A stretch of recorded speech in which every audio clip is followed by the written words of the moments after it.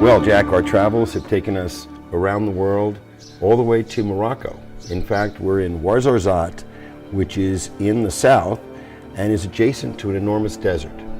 And we've come here because the area is filled with ruins, actual and real, as well as sets that were built to accommodate various biblical era productions. Which is what we're standing in right now. What is your first thought on this construction that we've now just ventured into? Well, as you had mentioned, up to this point, most everything we've seen has been ruins that date back to the biblical era, except for when we were in Spain, we got to see that one set that was built. This particular journey is taking us through multiple sets, and you know what's exciting about this is this gives us so many choices.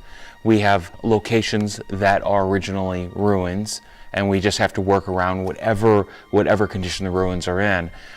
This is a nice change of pace for us. We're going to be checking out several existing sets built and designed for the type of movie that we're making. Here, we have perfect crowd control.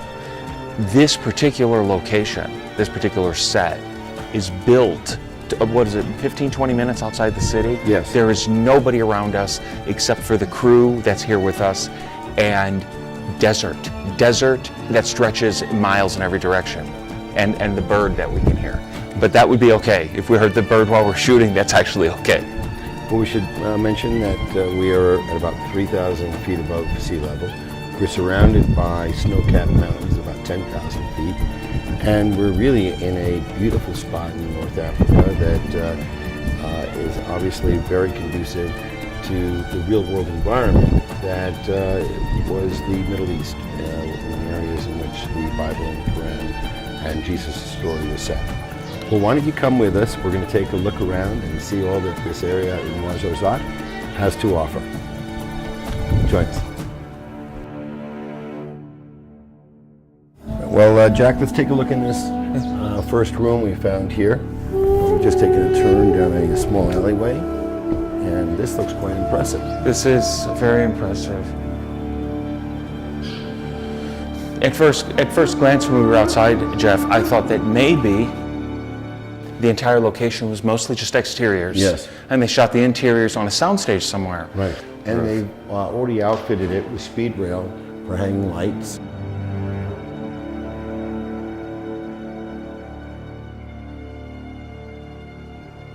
If you glance through here, you can see the stone wall beyond the windows. But if you take a look around here, you see it's just pure movie magic. There's nothing really there. There's nothing there. The wall is just to complete the effect of looking in through the windows. Quite good shape. Another home environment. Both directions here give the illusion is completed all the way as far as the camera can see, and same in that direction and this way as well. This desert can't be replicated easily, but this is very similar in many respects to what we saw in the area in Israel and Jordan that we traversed earlier in the Scout, and feels very authentic.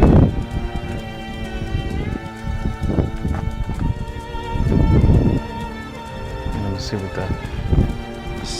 the scope of the scenery here is unbelievable. You can turn the camera almost any direction and really get a huge feeling of being out in what were sparsely populated lands during Jesus' time. Really remarkable. I think that a great deal of the film the scenes can be tailored to just be shot here. And to the Quranic portion. And to the Quranic portion as well. In 600 AD, because we did see some environments that look slightly different. Yeah. And perhaps more well intact for that period than necessarily the period of Christ's. Well, I think we still have more to go. This I think, would be a great location. We shoot a great deal of film here. I'm actually speechless. So impressive.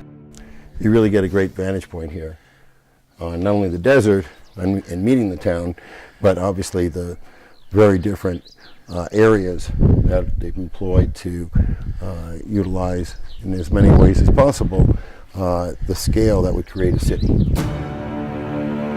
Thank you for being with us, and stay tuned, there's plenty more to come.